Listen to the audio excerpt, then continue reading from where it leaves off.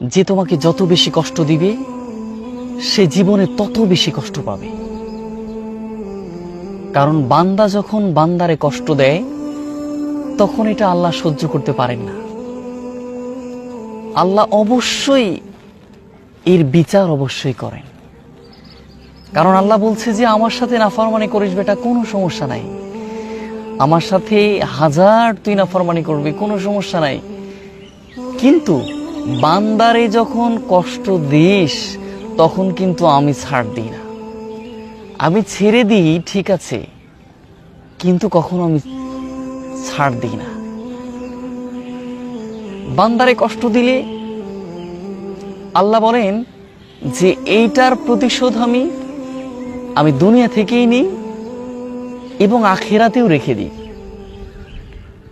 দুনিয়াতেও এর বিচার করেন মালিক ইয়াউমিদ্দিন, তিনি আখিরাতেও বিচার করেন এবং সেখানে তিনি বিচার দিনের মালিক। তিনি অবশ্যই ছাড় দিচ্ছেন, ছেড়ে দিবেন না। হয়তো তুমি ভাবছো যে না আমারে কষ্ট দিয়ে সেই তো সুখে আছে, ভাবতে পারো, কিন্তু কখনোই তারা সুখে নেই, কখনোই সুখে নেই। তারা অবশ্যই বাজেভাবে কষ্টের মধ্যে নিমজ্জিত হবে।